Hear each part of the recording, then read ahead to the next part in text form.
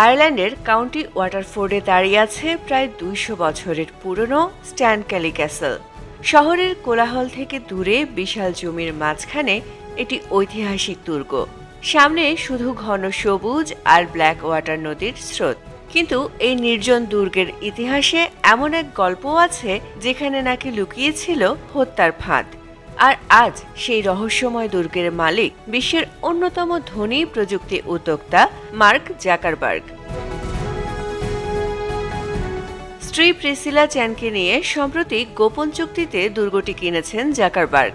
দাম প্রকাশ করা না হলেও ধারণা করা হচ্ছে এই দুর্গ ও বিশাল এস্টেটটির মূল্য ২ থেকে ৩ কোটি ইউরোর মধ্যে। কিন্তু এত দামি একটি দুর্গে কি আছে? কেনই বা জাকারবার্গের আগ্রহ প্রায় ২০০ বছরের এই পুরনো স্থাপনায়? উত্তরটা খুঁজতে যেতে হবে প্রায় ২ শতাব্দী পেছনে। স্ট্যানক্যালি ক্যাসলের বর্তমান কাঠামো তৈরি হয় ১৮২৭ থেকে ১৮৩০ সালের মধ্যে। তৎকালীন ব্রিটিশ রাজনীতিবিদ ও সংসদ সদস্য জন কেলির জন্য এটি নির্মাণ করা হয়েছিল। প্রায় ১৬,০০০ বর্গফুটের ৩-তলা দুর্গটি ব্ল্যাক ওয়াটার নদীর তীরে উঁচু জায়গায় দাঁড়িয়ে আছে। ফলে দুর্গের জানালা থেকে নদী ও আশপাশের সবুজ উপত্যকার যে দৃশ্য দেখা যায় সেটি সম্পত্তিটির অন্যতম বড় আকর্ষণ। বিখ্যাত স্থপতি ভ্রাতৃদ্বয় জেমস পেইন ও জর্জ রিচার্ড পেইন চমৎকার বেলে পাথর ও চুনা পাথরের কারুকাজে এই প্রাসাদটির নকশা ফুটিয়ে তোলেন। গথিক রিভাইভাল স্থাপত্য শৈলীর এই ভবনে রয়েছে পাথরের দেয়াল, উঁচু টাওয়ার, অলংকৃত জানালা এবং বিশাল অভ্যন্তরীণ জায়গা। ইতিহাসভিত্তিক গ্রন্থ দ্য হাউসেস অফ আয়ারল্যান্ডে রাজপ্রাসাদটির জাঁকজমক ও বিশালাকার রূপরেখা তুলে ধরা হয়েছে।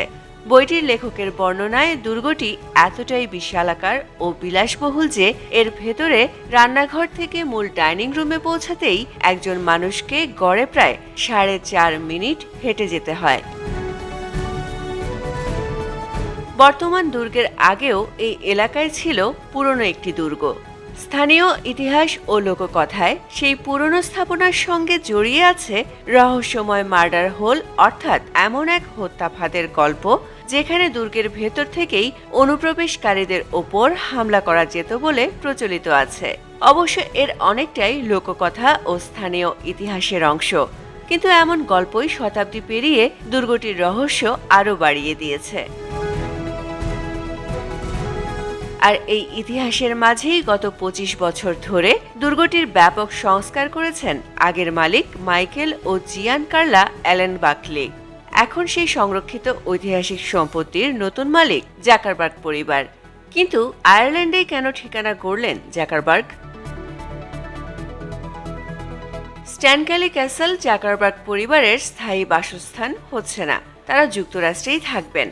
তবে আয়ারল্যান্ডে ভ্রমণ বা ইউরোপে অবস্থানের সময় এই ঐতিহাসিক দুর্গ ব্যবহার করবেন বলে ধারণা করা হচ্ছে। আয়ারল্যান্ডে মেটার ইউরোপীয় কার্যক্রম বহু বছর ধরে বিস্তৃত। ডাবলিনে রয়েছে কোম্পানিটির আন্তর্জাতিক সদর দপ্তর। দেশটিতে মেটার প্রায় ১৫০০ কর্মী কাজ করেন।